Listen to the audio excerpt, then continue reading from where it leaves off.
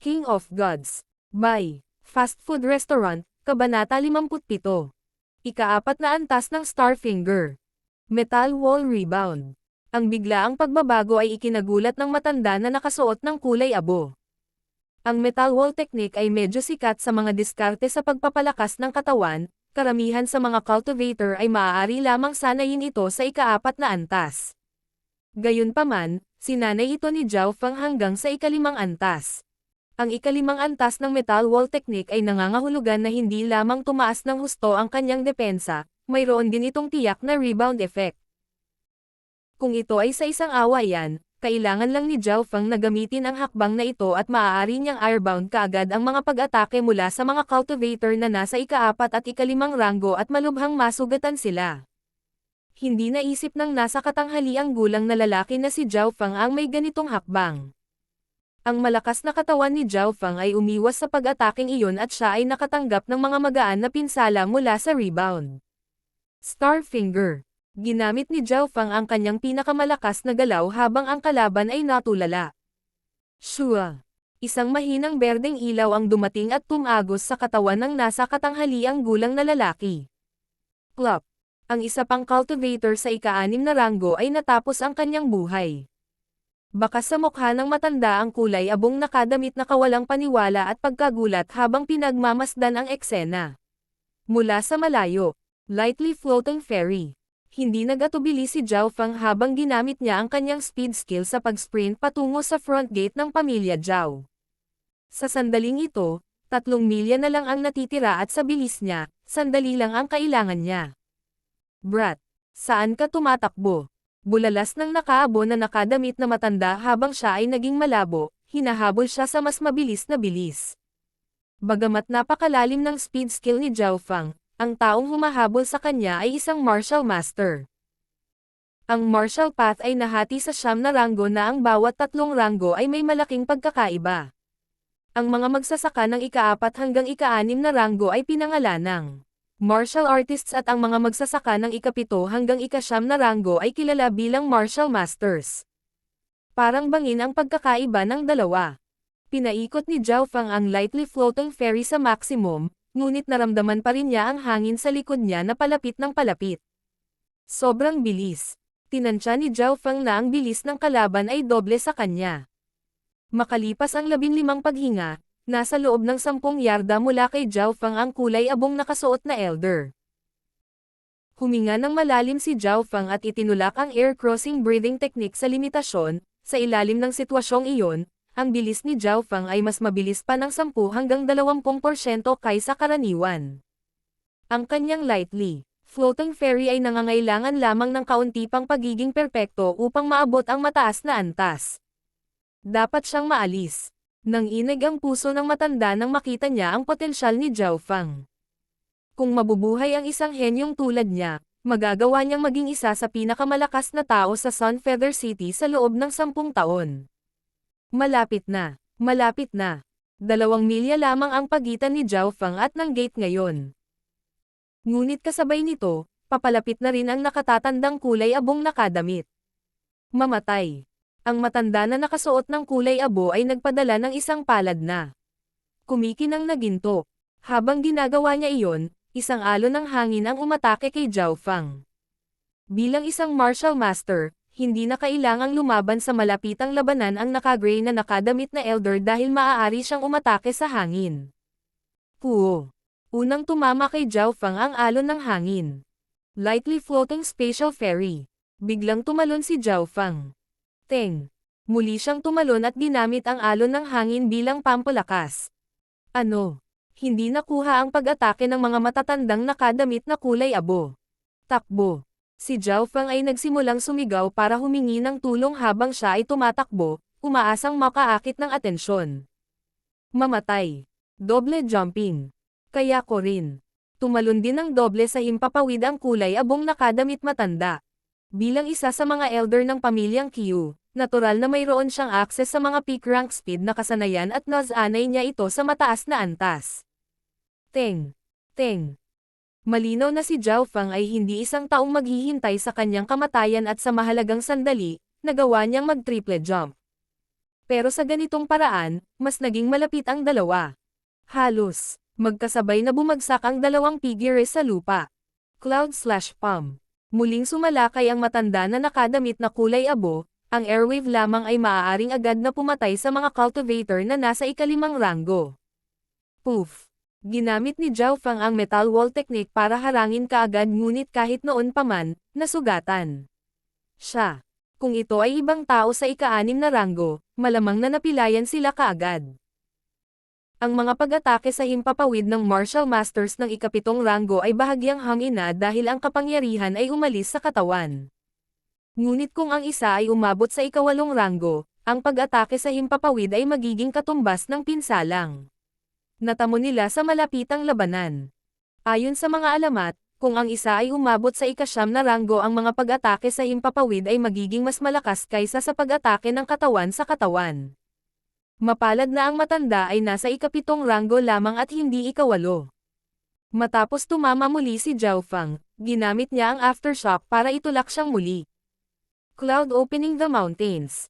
Sa sandaling ito, ang matanda na nakasuot ng kulay abong lalaki ay nagpadala ng isang mapang wasak na makapangyarihang palad kay Zhao Fang. Ang pag-ataking ito ay hindi maiiwasan.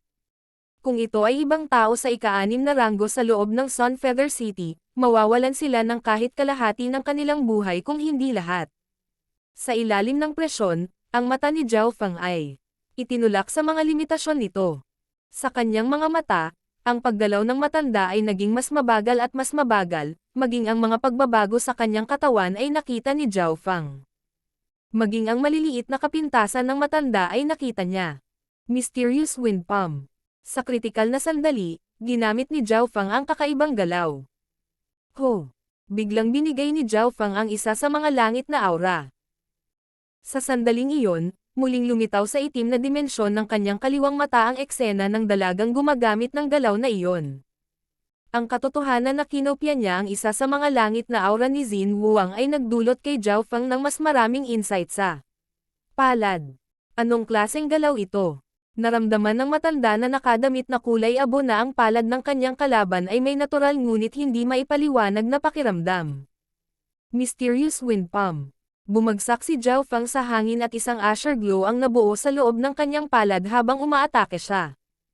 Ang palad ay tila nagmula sa kalikasan mismo. Cloud opening the mountains. Malakas ang banggaan ng dalawa. Pang! Isang napakalaking butas ang naiwan kung saan nagsasalpukan ang dalawang galaw. Naramdaman ni Zhao Fang ang isang magulo at nakakagulat na malakas na inner strength na dumaloy sa kanyang katawan. Kahit na ang ika-5 antas ng metal wall technique ay hindi ito napigilan. Ang tunay na pagkakaiba sa pagitan nila ay antas ng paglilinang. Wow! Si Zhao Fang ay nagluwa ng isang subo ng dugo, ngunit ginamit pa rin ang natitirang enerhiya para itulak pa siya palabas. Paano? Namuti ang mukha ng matanda sa paglabas ng dugo sa kanyang bibig. Kung may manonood, natulala sila dahil isang martial master ng 7th rank ang nasugatan ng isang ika-6 na ranggo ng kabataan. Sa mga tuntunin ng kapangyarihan, ang palad ni Zhao Fang noon ay hindi hihigit sa Starfinger, ngunit ang lalim ng kasanayang ito ay lumampas sa mga limitasyon ng pinakamataas na ranggo ng martial arts. Nagkaroon ng isang tiyak na pagkakaiba sa pagitan ng martial arts. Ang pinakamataas na ranggo ng martial arts ay ang Holy Martial Arts. Ang pagkakaiba ng dalawa ay parang langit at lupa. Ang Mysterious Wind Palm ni Zhao Fang ay nalampasan ang pag-atake ng Elder sa mga tuntunin ng kalaliman. Isa ito sa mga pakinabang na mayroon siya. Ang isa pa ay ang metal wall technique ni Zhao Fang ay umabot na sa ika-5 antas, na ginawang mas malakas ang kanyang kapangyarihan kaysa sa nakatatanda.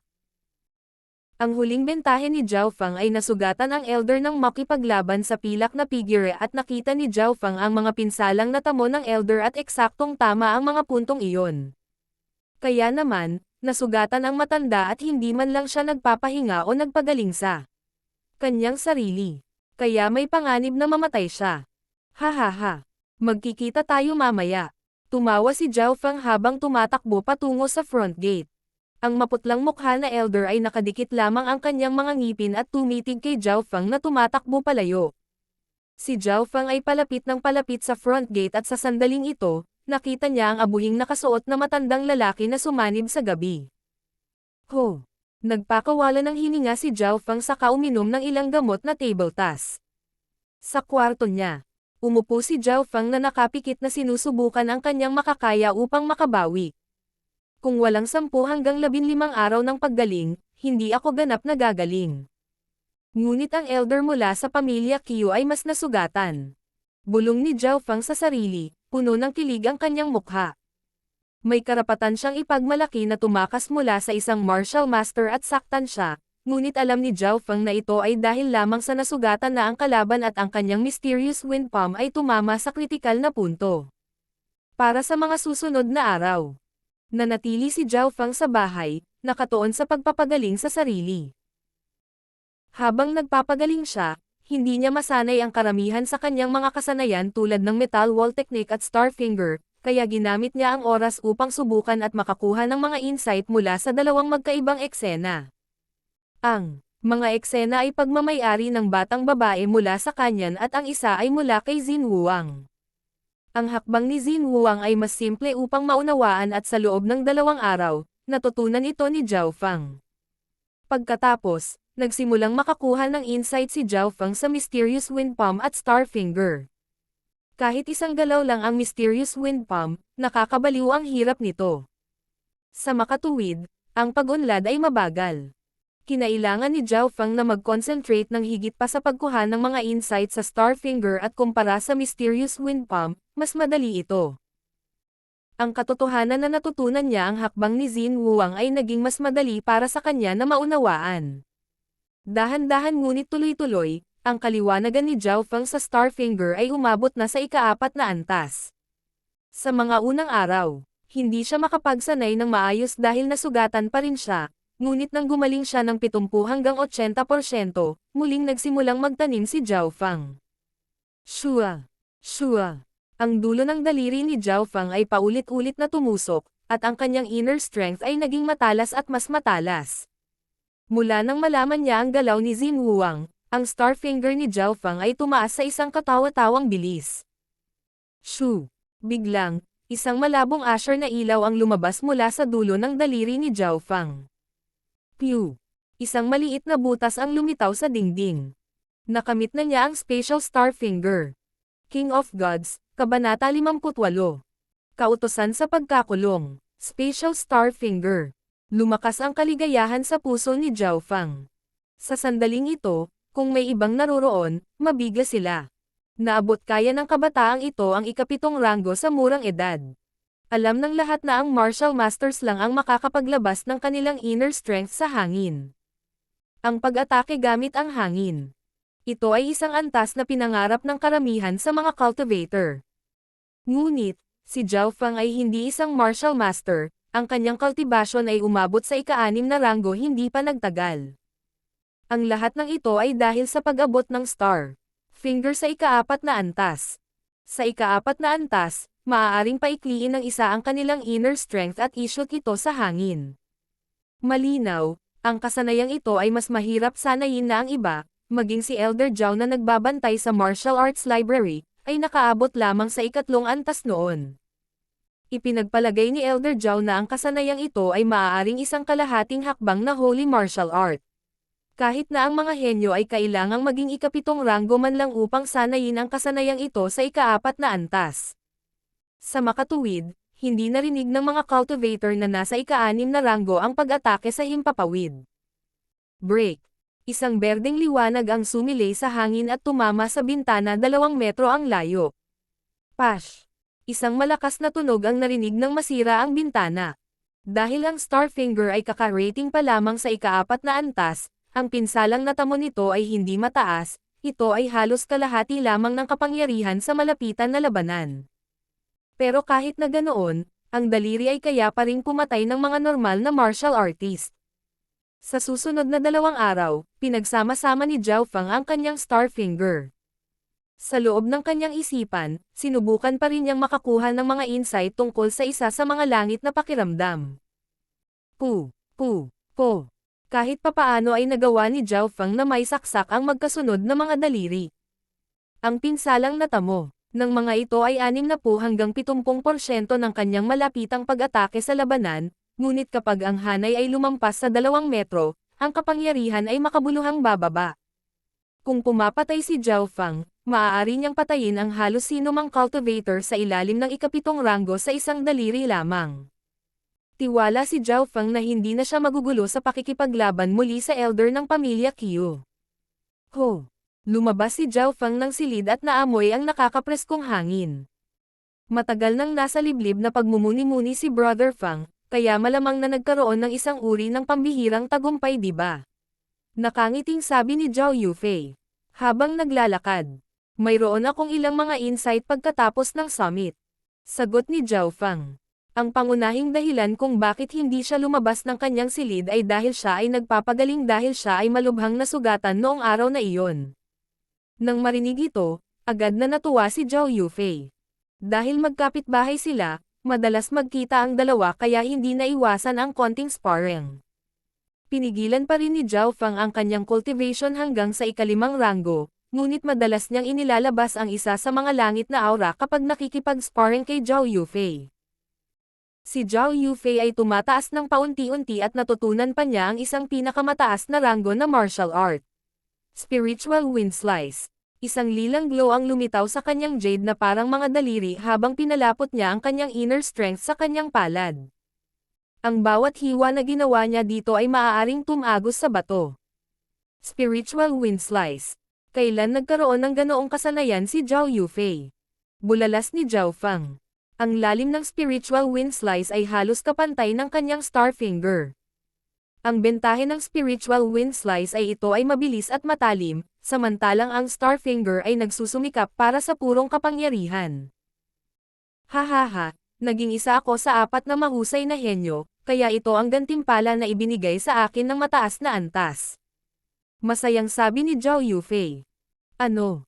Mukhang medyo may mahahalagang bagay ang nangyari habang nagpapagaling siya. Wala bang natanggap na premyo si Brother Fang? Sa pagkakataong ito ay si Zhao Yufei na ang makaramdam ng kakaiba. Wala. Umiling si Zhao Fang. Sa lohikal, dapat ay nakakuha siya ng mas magandang premyo kaysa kay Zhao Yufei dahil mas mataas pa ang kanyang rangkang. Tanungin mo ang isa sa mga matatanda. Sabi ni Zhao Yufei. Habang nakikipag-sparring kay Zhao Yufei, nalaman ni Zhao Fang ang isa pang nakakagulat na balita. Ang unang nakatali sa kanya sa tuktok, si Xin Wuang, ay naglaho sa hangin. 10 araw na ang nakalipas mula nang matapos ang summit. Bakit siya mawawala nang walang anumang bakas? Nadama ni Zhao Fang na hindi ito kasing simple ng hitsura nito. Pinatay kaya nila si Xin Wuang? Umiling si Zhao Fang. Hindi siya malapit kay Xin Wuang o ano paman. Pagkatapos ng sparring, naghiwalay ang dalawa. Dahil si Zhao Yufei ay nakakuha ng isang premyo, dapat din akong makakuha ng isa. Tiwalang nag-isip si Zhao Fang. Total nakatali muna siya. Ngunit ngayong wala na si Xin Wuang, siya na ang nasa una. Hindi nagtagal, nakarating siya sa martial arts library kung saan nakita niya si Elder Zhao. Elder Zhao. Binati ni Zhao Fang ang elder na nangangasiwa sa library. Lumapit ka sa akin para sa mga gantimpala, tama ba? Baka sa mukha niya ang pagod. Totoo, tama iyan. Hindi itinago ni Zhao Fang ang kanyang intensyon. Ang matanda ay tumingin sa kanya ng may paghanga at pagmamalasakit. Mas mahusay ang ginawa mo kaysa sa inaasahan ko sa summit. Binobola mo ako. Kung wala akong tulong ni Elder Zhao, wala akong ganoong tagumpay ngayon.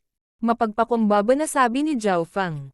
Hindi na kailangang magpakumbaba. Isa ka talagang henyo na may magandang hugis.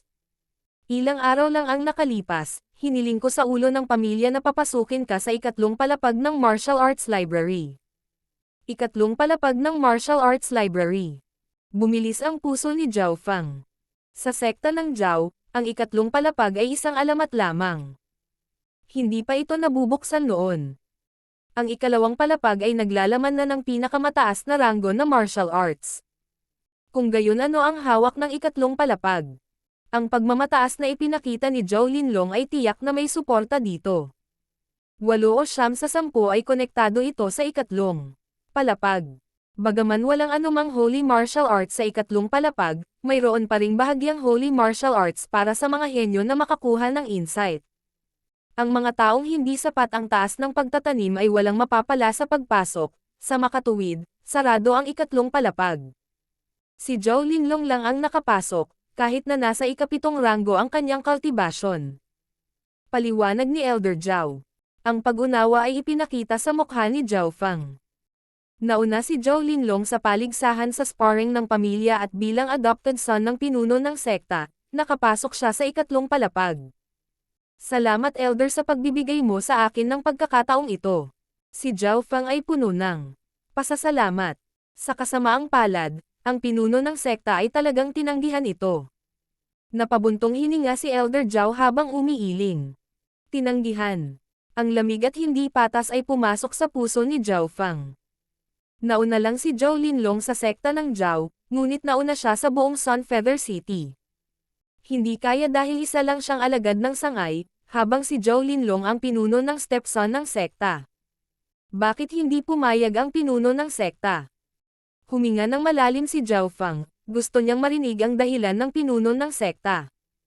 Nakipagkita ka ba kay Qiu Menggayo pagkatapos ng summit? Malalim na tanong ni Elder Zhao. Totoo yan. Sagot ni Zhao Feng, puno ng pangunawa. Ang pamilya Qiu at ang pamilya Zhao ay magkaaway at ang katotohanang tinanggap niya ang imbitasyon ni Qiu Menggayo ay madaling nagdulot ng mga hinala. Dalawang bangkay ang natagpuan at pagkatapos ng pagsusuri, nalaman namin na namatay sila sa isang kasanayang katulad ng Starfinger. Nakatitig sa kanya ang mga mata ni Elder Zhao. Starfinger. Nagkunwaring nagulat si Zhao Feng. Iniisip ba ng sekta na pinatay ko sila? Hindi ako naniniwala, paano mo papatayin silang dalawa sa ikalimang ranggo lang? Umiling ang matanda. Sa totoo lang, parehong naabot ng dalawa ang tuktok ng ika-6 na ranggo at sila ay nasa mas matandang henerasyon, kaya nagkaroon sila ng akses sa mataas na antas ng martial arts. Kung ang isang tao ay lohikal at hindi may kapansanan, malalaman nila na ang pumatay ay hindi si Zhao Feng. Malinaw. Ito ay ayon sa logika. Malamang na hindi na panaginipan ni Elder Zhao na nasa harapan niya mismo ang pumatay. May nagulat na pribado kang pumunta sa lugar ni Qiu Menggayo at kay Zhao Chanjian at sa kanihang kasamahan at namatay sila malapit sa teritoryo ng mga sekta. Maraming tao na may matataas na posisyon ang naghihinala na nakikipagtulungan ka sa pamilya Qiu para patayin ang dalawa. Naging solemn na ang boses niya. Una, totoo na nakipagkita si Zhao Feng kay Qiu Menggayo. Pangalawa, nagkaroon ng away si Zhao Chanjian kay Zhao Feng at eksaktong namatay siya noong gabing bumalik si Zhao Feng. Ito ay sapat na dahilan upang magtaas ng mga hinala. Sa kabuuan, isa lamang siyang alagad ng sangay. Hindi mahalaga kung may ebidensya o wala, gagamitin ito ng pinuno ng sekta bilang pangangatwiran para hindi siya papasukin sa ikatlong palapag. Sino ang nagsabi? Namilog ang mata ni Zhao Feng habang nag-iisip. Nang gabing iyon ay si Zhao Linlong, Zhao Yufei, Zhao Han at Ang. Iba lamang ang kasama niya. Ang pinakamalapit sa pinuno ng sekta ay walang alinlangan na si Zhao Linlong. Ang mataas na antas ay nag-utos na bago pa may hayag ang katotohanan, hindi ka dapat umalis sa bakuran ng sekta ng Zhao. Walang magawa ang matanda. Ano? Ang mga mata ni Zhao Feng ay naging matalim. Ito ba ay isang utos ng pagkakulong? King of Gods, Kabanata 50. Panauhin mula sa lungsod ng lalawigan. Ang pamilya ba ay nagbibigay sa akin ng isang utos ng pagkakulong? Tila binuhusan ng malamig na tubig si Zhao Feng. Nakuha niya ang unang lugar sa summit, at dapat siyang tumanggap ng ganitong uri ng pagtrato sa halip na tretuhin na parang isang bayani. Malinaw na hindi siya nabaliw. Ang mga taong nakipagtulungan sa pamilya Qiu ay ang dalawang namatay. Nung gabing bumalik siya, halatang planado ito.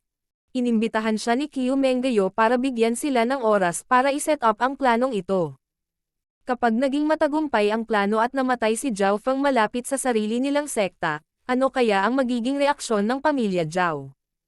Higit pa rito, ang isang patay na henyo mula sa sekta ng sangay ay hindi mag-uudyok sa mataas na antas upang mahanap ang pumatay. Relax. Malalim na sinabi ni Elder Zhao. Hanggat ako ay nabubuhay, wala silang katibayan na may gagawin sa Iyo. Sisiguraduhin kong mahahanap ko ang katotohanan. Salamat sa pag-aalaga mo, Elder. Si Zhao Feng ay puno ng paggalang at pasasalamat. Sa totoo lang, kung si Zhao Feng ay walang Elder Zhao na nagtatanggol sa kanya, hindi ito magiging kasing simple ng isang utos ng pagkakulong. Utos ng pagkakulong. Wala akong planong pumunta kahit saan.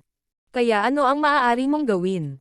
Malamig na tumawa si Zhao Feng sa loob ng kanyang puso at hindi siya mapakali na magpaliwanag. Siya ay isang alagad ng sangay lamang, ang mataas na antas ng sekta ay hindi nagtitiwala sa kanya.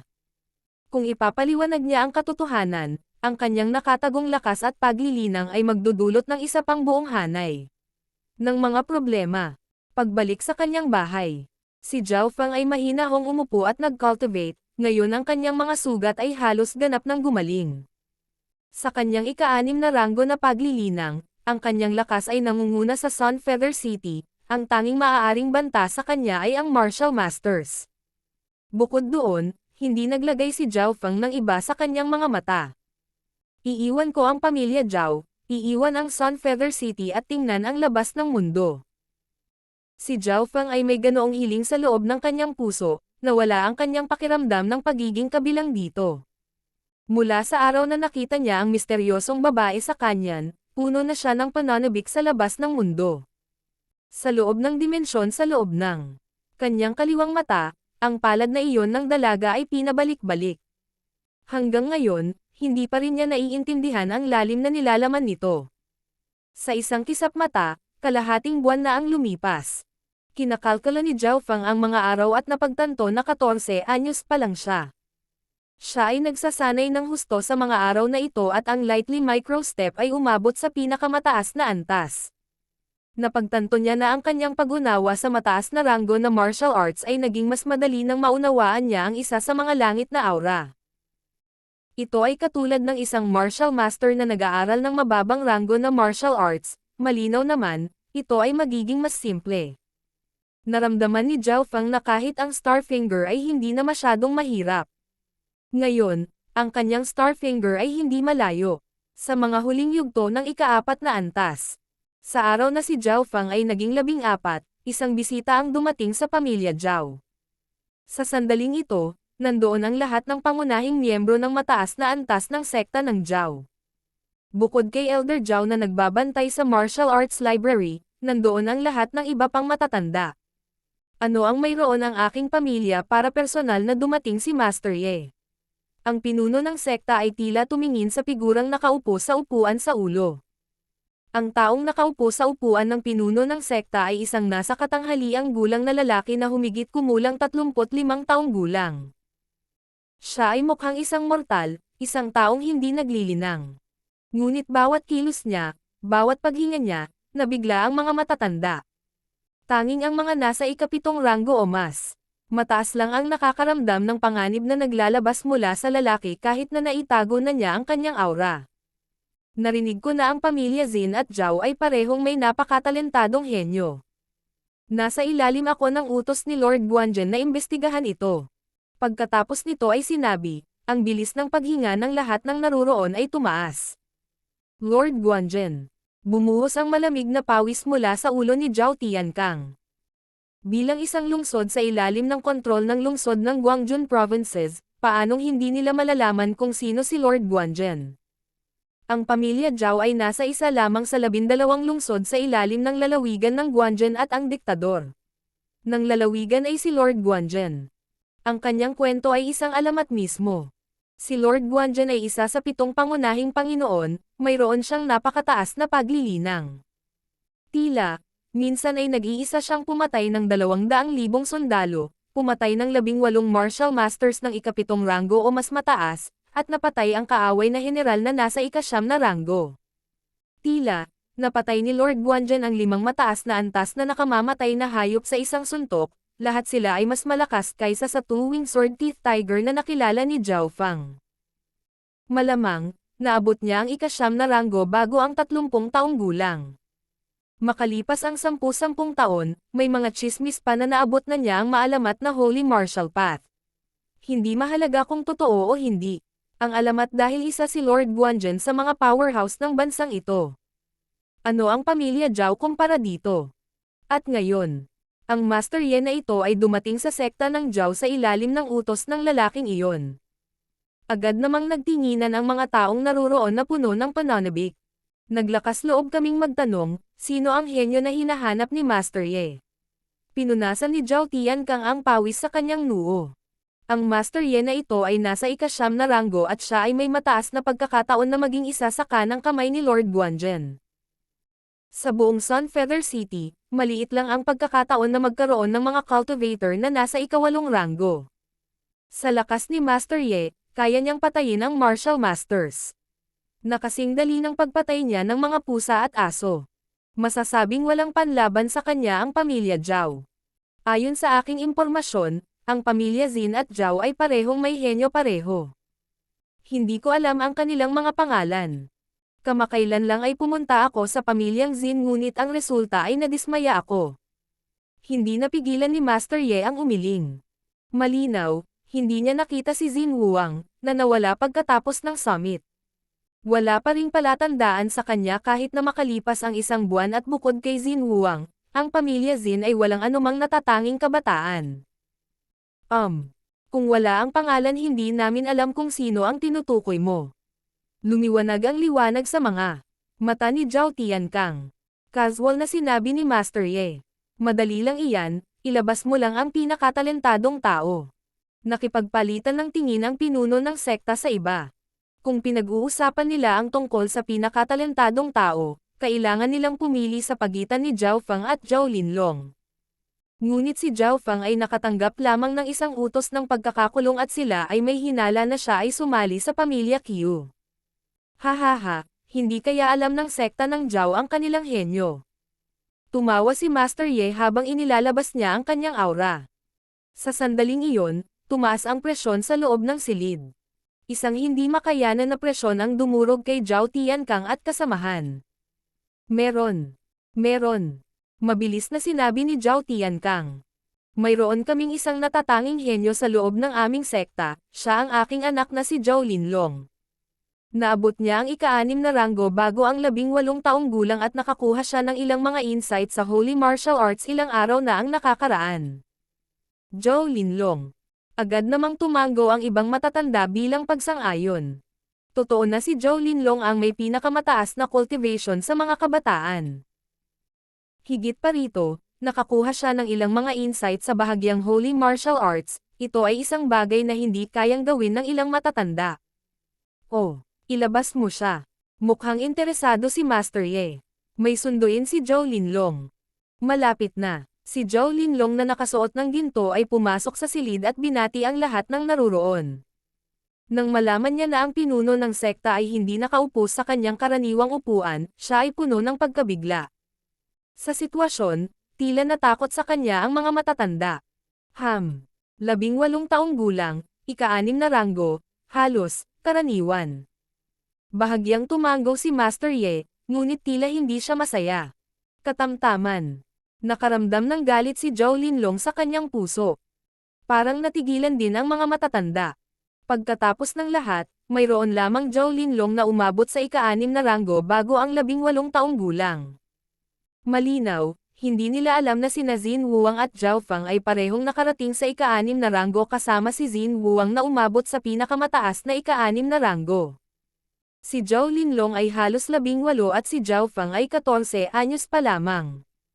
Kahit na sa kanyang ika-5 ranggo na paglilinang, kitang-kita na ang kanyang potensyal ay mas mataas kaysa kay Zhao Linlong. Ipakita mo sa akin ang ilan sa iyong mga kakayahan. Walang ekspresyong sabi ng lalaki. Oo, Master Ye. Hindi mapigilan ni Zhao Linlong ang kanyang pananabik. Mula sa kahulugan sa mga mata ng kanyang stepfathers, alam niyang pagkakataon na ito para baguhin ang kanyang kapalaran. Spatial Cloud Finger. Bulalas ni Zhao Linlong at ginamit ang kanyang pinakamahusay na hakbang. Kasabay nito, ginamit din niya ang kanyang shadow step. Matapos ipakita ang kanyang kakayahan, tila puno ng kumpiyansa si Zhao Linlong. Bawat daliri na itinutulak niya ay tila sumasabog sa kalangitan. Mabuti. Magaling. Hindi napigilan ng mga matatanda ang tumango at magsaya sa kanya. Ngunit sa pinakamataas na upuan, si Master Ye ay nakaupo ng walang ekspresyon. Walang nakakaalam kung ano ang iniisip niya. King of Gods, Kabanata 60. Kunin si Zhao Fang. Talagang mahusay ang pagganap ni Zhou Linlong. Itinatapon ang katotohanan na siya ang may pinakamataas na paglilinang, bawat kasanayan na ipinakita niya ay perpekto. Ang kanyang Spatial Cloud Finger ay mas mahusay na ngayon kaysa sa kung ano ito sa summit at ang kanyang Shadow Step ay sumara sa pinakamataas na antas. Si Zhou Linlong ay nagsimulang magtrabaho ng higit pa pagkatapos ng kanyang pagkatalo at sa ilalim ng presyon, ang kanyang lakas ay naging mas malakas. Kahit na ang ilang ika-6 na hanay ng mas lumang henerasyon ay hindi niya kalaban. Hindi masama. Ang pinuno ng sekta at mga matatanda ay tumanggo. Mula sa kanilang pananaw, ang lakas ni Zhou Linlong ay talagang nangunguna sa Sun Feather City. Lumingon sila kay Master Ye. Master Ye, ano ang pakiramdam mo? Hindi maiwasang magtanong ni Zhao Tiankang. Kapag ang kanyang stepson na si Zhou Linlong ay napili ng Guanzhen Palace, ang kanyang hinaharap na mga araw ay hindi matansya. Ilang oras na lang bago kontrolado ng sekta ng Zhao ang Sun Feather City. Ang iba pang matatanda ay tumingin ng may pag-asa. Pwede, maaari. Ang mga salita ay parang martilyo na tumama kay Zhao Tiankang. Paano ito magiging? Pwede at maaari. Kaya ganun. Namula ang mukha ni Zhou Linlong. Namumuo ang galit sa kanyang puso. Bilang henyo na may pinakamataas na cultivation sa loob ng Sun Feather City, nakatanggap lang siya ng so-so na pagsusuri. Ay oo, Linlong. Wala ka bang nakuha sa Partial Holy Martial Art? Nagbabala ang pinuno ng sekta. Partial Holy Martial Art. Oo, lumiwanag ang mga mata sa gitna ng mga matatanda. Hihihi. Sa wakas ay nakita ang ilang interes sa mga mata ni Master Ye. Oo, stepfather. Huminga ng malalim si Zhou Linlong at ipinikit ang kanyang mga mata. Biglang nagbago ang aura niya. Sa sandaling ito, si Zhou Linlong ay may aura na mayroon si Xin Wuang sa araw ng summit ngunit mas mahina, halos 1/10 lamang ng mga huli. Hinad flowing stance. Tinatangay ng hindi nakikitang alon ng hangin ang lahat sa radius na ilang metro. Ang casual na pag-swipe na ito ay maaaring malubhang makapinsala sa karamihan ng mga magsasaka sa ilalim ng ika-7 ranggo. Mabuti. Hindi napigilan ng mga matatanda ang pumalakpak. Ito ang tunay nilang naramdaman sa puso, hindi sila kumikilos. Ang kanilang mga insight na nakuha sa bahagyang Holy Martial Art ay hindi gaanong mas malakas kaysa kay Zhou Linlong. Pagkatapos ng kanilang pagpalakpak, muli silang tumingin ng may pag-asa kay Master Ye. Wala naman dapat problema sa pagkakataong ito, diba? Isang malabong ngiti ang lumitaw sa mukha ni Zhou Linlong. Ito ang tinatawag mong insight mula sa isang partial holy martial art. Ang kapangyarihan nito ay hindi mas malakas kaysa sa iyong spatial cloud finger. Hindi mo pa nahawakan ang sulok ng isang holy martial art. Walang kwenta. Ang malamig at walang ekspresyon na boses ay umalangaw-ngaw sa loob ng silid. Agad-agad, bumagsak ang patay na katahimikan. Paano ito naging posible? Medyo hindi nasisiyahan si Zhou Linlong. Gayunpaman, ang lalaking nakaupo doon ay isa sa iilang ika-9 na ranggo ng bansa. Ika-9 na ranggo ng martial path. Hindi man sila nasiyahan ay wala silang lakas ng loob na sumbatan siya. Ang henyo na hinahanap ko ay hindi siya. Matigas na sabi ni Master Ye. Sa araw ng summit, hindi alam ng dalawang Guanzhen Corps ang mga pangalan ni Zhao Feng at Xin Wuang, ngunit nakita nila ang kanilang potensyal at talento. Ang potensyal ng dalawang iyon ay nireranggo sa top 5 nanograms Guanzhen Province. At hindi man lang naabot ng pagganap ni Zhou Linlong ang nangungunang 20. Master Ye, ang pagtatanim ni Linlong ay ang pinakamataas sa mga nakababatang henerasyon. Walang magawang sabi ni Zhao Tiankang. Sa sandaling ito, napagtanto ng ibang mga elder kung sino talaga ang gusto ni Master Ye, ngunit kinulong nila ang taong iyon.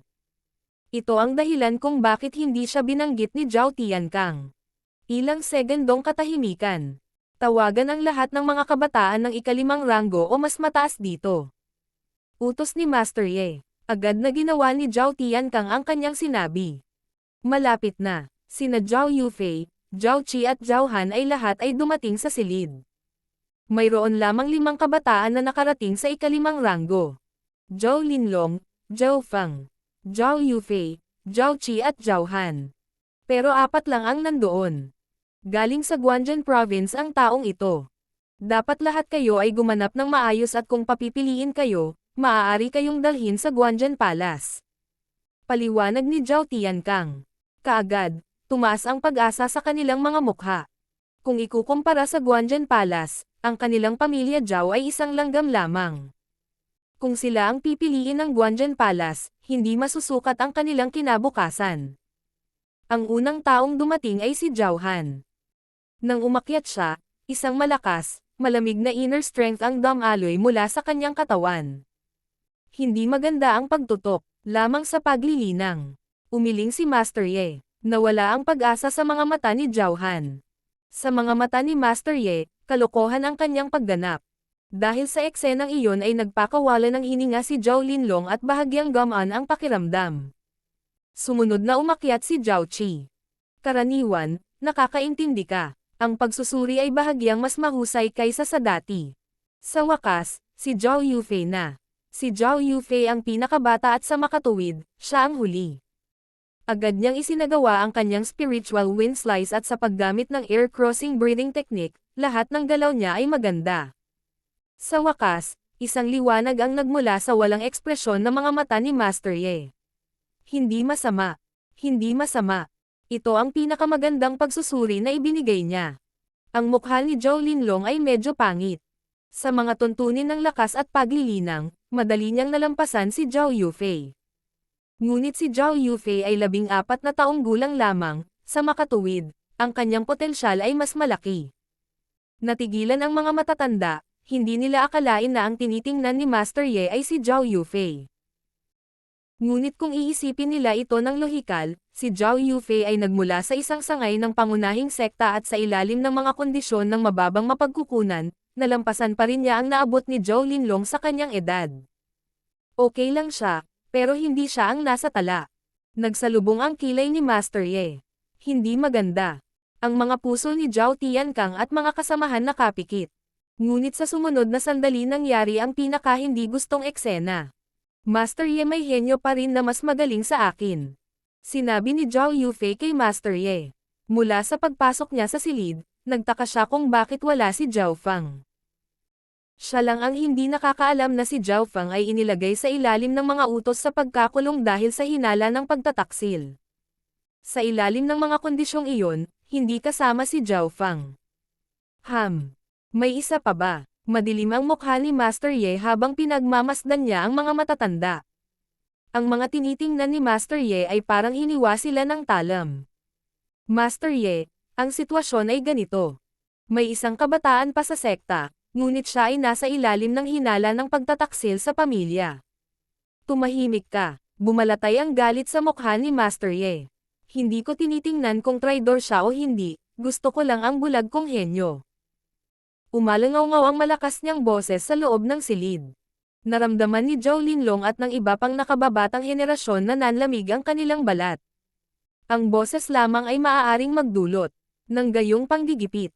Mahirap isipin kung anong uri ng kapangyarihan mayroon ang mga nasa ika-9 na ranggo. Kunin mo si Zhao Feng. Nakuha ni Zhao Tiankang ang mga salitang ito. Napabuntong hininga ang matatanda sa kanilang puso. Ang mga kamao ni Zhao Linlong ay nakakuyom at ang kanyang mga ngipin ay nakadikit, puno ng ayaw. Paano mapapalitan ang pinakamataas na henyo ng pamilya Zhao ng isang sekta ng sangay? Hindi niya pipiliin si Zhao Feng. Kahit siya, sisiraan ko pa siya. Madilim na sabi ni Zhao Linlong. Maya-maya, isang gwapong binata ang tuloy-tuloy na pumasok sa silid. Sino ang pumunta sa pamilya? Zhao ngayon. Mula sa sitwasyon, tila ang mga matatanda at ang pinuno ng sekta ay nasa ilalim ng lahat ng utos ng lalaking nasa itaas na upuan. Sa sandaling imulat niya ang kaliwang mata, naramdaman niya ang malakas na pressure na naglalabas mula sa kanya. Ang mas nakakagulat ay ang kanyang inner strength ay umabot na sa sukdulang antas. Kung ang inner strength ni Zhao Linlong ay sinasabing isang patch ng malamig na tubig, kung gayon ang ulo ng sekta ay masasabing paliguan ng kumukulong mainit na tubig. Ngunit kumpara sa lalaking ito na nakasuot ng berde, ang kanya ay parang metal. Ang kanyang dami at kalidad ay umabot sa pinakamataas na estado. Napakalakas. Mabilis na isinara ni Zhao Fang ang kakayahan ng kanyang kaliwang mata. Ang taong nasa harap niya ay maaaring ang pinakamalakas na tao na nakita niya sa ngayon, hindi kasama ang batang babae sa kanyan. Ano ang iyong pangalan? Tanong ni Master Ye. Zhao Fang. Panay ang boses. Hindi masama. Baka sa mukha niya ang interes. Ang aura mula sa kanyang paghinga ay hindi naging dahilan para mataranta ang kabataang nasa kanyang harapan at kahit papaano. Naramdaman niyang hindi niya ito nakikita. Ang tunay na kultibasyon ni Zhao Fang ay nasa ika-6 na ranggo at nang gusto niyang ganap na itago ito, kahit si Master Ye ay hindi. Madaling makita ito.